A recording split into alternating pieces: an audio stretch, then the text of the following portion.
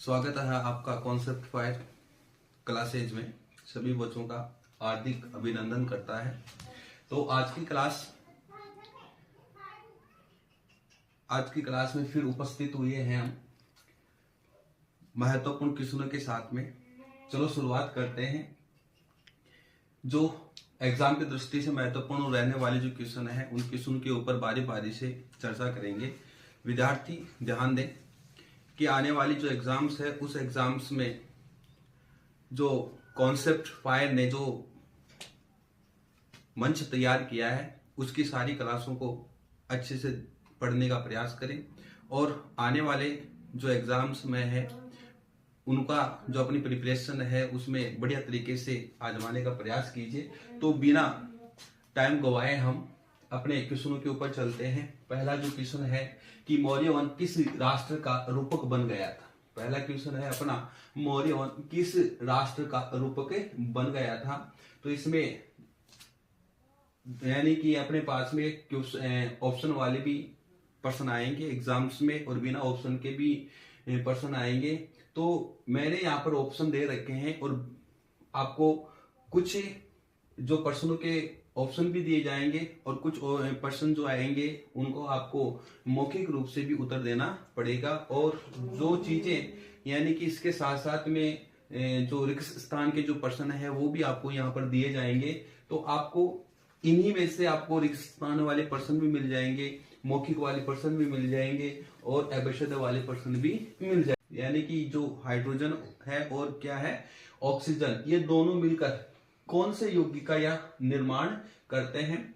ऊर्जा का, मृदा का, जल का और या उपरोक्त सभी का। थोड़ा सा प्रश्न को पढ़ना है कि हाइड्रोजन और ऑक्सीजन जो गैस हैं उनका क्या करते हैं। ये जो यौगिक निर्माण करने वाला जो यौगिक है वो कौन सा है कि ऊर्जा है, मृदा है, जल है, उपरोक्त है, उपरोक्त सभी है। तो इसमें अपना ऑप्शन कौन सा आएगा, से ऑप्शन आएगा कि जो जल है ये जल यौगिक का दोनों मिलकर निर्माण करते हैं।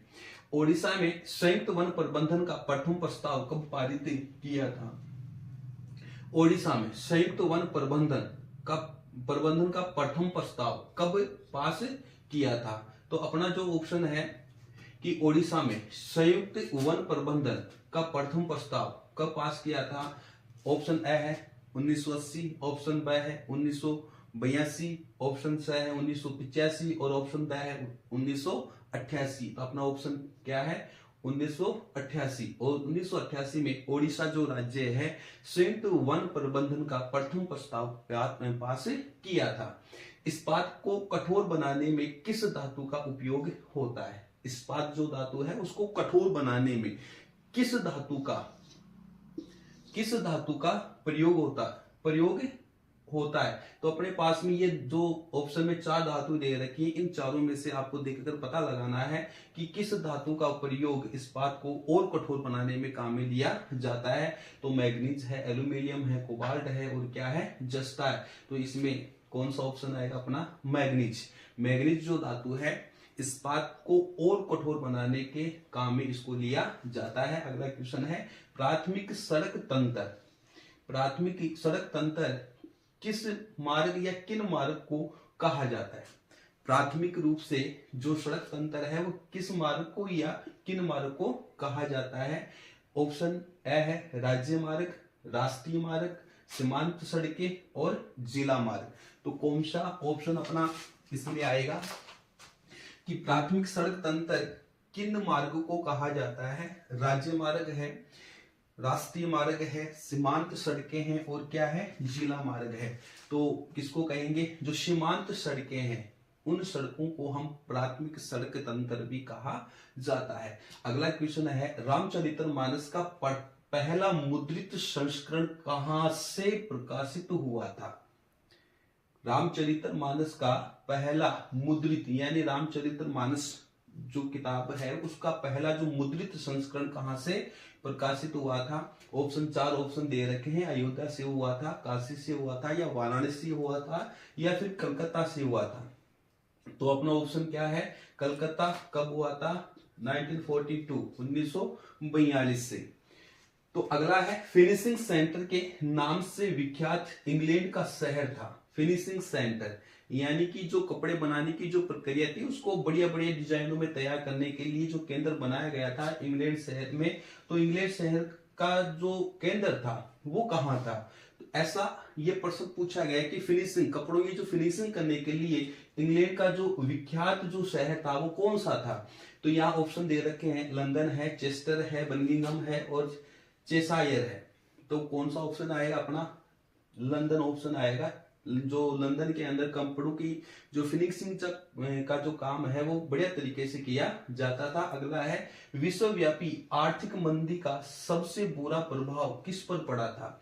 विश्वव्यापी आर्थिक मंदी का सबसे बुरा प्रभाव किस पर पड़ा था? यानी यहाँ पर देश दे रखे हैं, किस देश पर पड़ा था? एक ऑप्शन के अनुसार हमारे को यहाँ पर प्रश्न दिया गया है कि विश्वव्यापी आर्थिक मंदी का सबसे बुरा प्रभाव किस पर पड़ा था? ऑप्शन है अमेरिका, ब है इंग्लैंड, स है रूस और द है भारत।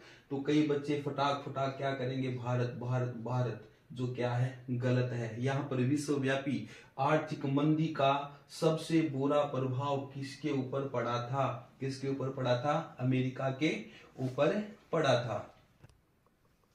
चलो, तो हमारा अगला क्वेश्चन था 9वां क्वेश्चन था। जिस प्रकार से हम क्वेश्चनों की जो सारणी है क्रमानुसार हम लगातार बढ़ रहे हैं, उसी के अनुसार अगला क्वेश्चन लेने से पहले मैं आपको 2 पंक्तियां कहना चाहूंगा कि लिखो तो कुछ ऐसा लिखो कि गजल बनने पर मजबूर हो जाए। कि लिखो तो कुछ ऐसा लिखो कि गजल बनने पर मजबूर हो जाए, उसमें ऐसा दर्द पैदा कर दो कि इतिहास बनने पर मजबूर हो जाए। तो इन्हीं पंक्तियों के साथ में आगे वाले जो क्वेश्चनों की शुरुआत की जा रही है कि पंजाब केसरी का संपादक कौन थे?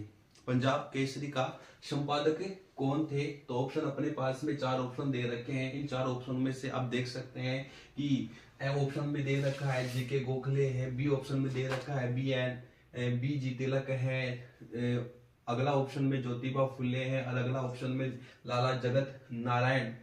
ये इन चारों में से किसने पंजाब केसरी का संपादक किया था? तो इसमें ऑप्शन हमारा कौन सा आएगा? लाला जगत नारायण ने। अगला क्वेश्चन है बेल्जियम का डच भाषी क्षेत्र क्या कहलाता है? बेल्जियम का डच भाषी क्षेत्र क्या कहलाता है? ऑप्शन ए ब श द हमारे पास दे रखे हैं, 4 ऑप्शन दे रखे हैं। उनमें से आपको पता होना चाहिए कि बेल्जियम का डच भाषी क्षेत्र में जो भाषी क्षेत्र होता है, जैसे यूनानी भाषा होती है, लैटिन भाषा होती है, अरबी भाषा होती है और उसके साथ में डच जो भाषा है, कई प्रकार की अपने पास में ये जो भाषाएं हैं, इन भाषाओं के जो शब्द हमारे से पूछा जा रहा है कि बेल्जियम का डच भाषी क्षेत्र क्या कहलाता है? फ्लेमिश कहलाता है या ब्रुसेल्स कहलाता है, नीदरलैंड कहलाता है या वेलोनिया कहलाता है? तो अपना ऑप्शन कौन सा आएगा इसमें? फ्लेमिश क्या कहलाता है? डच भाषी क्षेत्र में बेल्जियम क्या कहलाता है? फ्लेमिश कहलाता है। निम्नांकित में से राज्य सूची का विषय नहीं है। देखो, राज्य सूचियों से संबंधित हमारे पास प्रश्न पूछे जा रहे हैं। फर्स्ट वाले क्वेश्चन में भी सूची से संबंधित था और सेकंड वाले में भी, और इसमें भी राज्य सूची से संबंधित प्रश्न यानी सूचियों से संबंधित प्रश्न पूछे जा रहे हैं। 3 सूचियां हैं, कौन कौन सी? संघ सूची, समवर्ती सूची और उसके बाद में राज्य सूची। इन तीनों सूचियों में से एक एक प्रश्न हमारे से पूछा जा रहा है। एक एक प्रश्न हमारे से पूछा जा रहा है। तो सूचियों में से एग्जामिनर हमारे से एक प्रश्न पूछेगा, देशों से संबंधित प्रश्न पूछ लेगा, भाषाओं से संबंधित प्रश्न हमारे से पूछ लेगा। तो अगला है कि निम्नलिखित में से राज्य सूची का विषय नहीं है। तो राज्य सूची का विषय कौन सा नहीं है? पुलिस। कौन सा नहीं है? पुलिस राज्य सूची का विषय नहीं है। व्यापार है, मुद्रा है, ये तीनों जो है वो अलग अलग सूचियों से संबंधित आप विषय हैं। अगला क्वेश्चन है स्थानीय स्वशासन में कितने पद महिलाओं के लिए आरक्षित है? स्थानीय स्वशासन में कितने पदों की बात की जा रही है और वो भी किसके लिए बात की जा रही है? महिलाओं के लिए बात की जा रही है कि स्थानीय स्वशासन में कितने पद महिलाओं के लिए आरक्षित है, यानी कि रिजर्वेशन है, उनको आरक्षण दिया गया है। स्थानीय स्वशासन में बेशद अपने पास ऑप्शन है कि 2/3 दे रखा है, 1/3 दे रखा है, या 1/4 दे रखा है, या 3/4 दे रखा है, तो इसमें हमारा ऑप्शन कौन सा आएगा? वह ऑप्शन आएगा कि महिलाओं को स्थानीय स्वशासन में कितना आरक्षित पद दे रखा है? 1/3, यानी कि 1/3। अगला है, दो दलीय शासन व्यवस्था किस देश में मिलती है? दो दलों वाली शासन व्यवस्था कि किस देश में मिलती है? ये ऑप्शन तो अपना पास में कौन सा है? भारत है, कि भारत में दो दलीय शासन व्यवस्था है। कौन सी शासन व्यवस्था में भारी आर्थिक असमानताओं के दृष्टिगोचर नहीं है? कौन सी शासन व्यवस्था में, कौन सी शासन व्यवस्था में भारी आर्थिक असमानता दृष्टिगोचर होती है, जिसमें असमानता पैदा होती है, जहां पर असमानताएं हमारे सामने नजर आती है, ऐसी कौन सी शासन व्यवस्था में होती है? लोकतंत्र में तो होती नहीं है, क्योंकि यहाँ पर लोगों का तंत्र होता है, लोग आपस में बैठकर काम करते हैं और उस प्रकार से तानाशाही भाई अपने जोर जबरदस्ती से काम करवाने का प्रयास करते हैं। राजतंत्रिक यहाँ पर पैदा होती है, राजतंत्रिक में, यहाँ पर राजतंत्रिक में असमानता दृष्टिगोचर पैदा होती है। तो हमारा ऑप्शन कौन सा है? स ऑप्शन इसमें आएगा। लोकतांत्रिक व्यवस्था किस पर आधारित होती है? लोकतंत्र से संबंधित प्रश्न बार बार पूछे जा रहे हैं, पहली, दूसरी, तीसरी क्लास में भी ये प्रश्न हमारे पास आया है कि लोकतांत्रिक व्यवस्था किस पर आधारित होती है? राजनीतिक व्यवस्था पर, ब्रिटेन, मतदान, या उक्त सभी? तो अपनी लोकतांत्रिक व्यवस्था जहां पर लोग अपना मतों का दान करके एक व्यवस्था को शुरुआत करते हैं, वो व्यवस्था कौन सी है? राजनीतिक व्यवस्था। अगला है, समर्थक ऋणाधार के उदाहरण नहीं है। समर्थक ऋणाधार के उदाहरण इसके पास कौन सा नहीं है? भूमि है, पशु है, बैंक है, निक्षेप है, और क्या है? साहूकार है। तो इसमें ऑप्शन कौन सा आएगा? अपना ऑप्शन द आएगा इसमें। साहूकार जो है समर्थक ऋणाधार का उदाहरण नहीं है। अगला क्वेश्चन है, विश्व व्यापार संगठन के सदस्य देशों की संख्या है। विश्व व्यापार संगठन के सदस्य देशों की संख्या है, कितनी संख्या है? 164 है, 184 है, 194 है, या 200 है? तो कितना है? 164 कि विश्व व्यापार संगठन के सदस्य देशों की संख्या कितनी है? 164 है। अगला क्वेश्चन क्यों?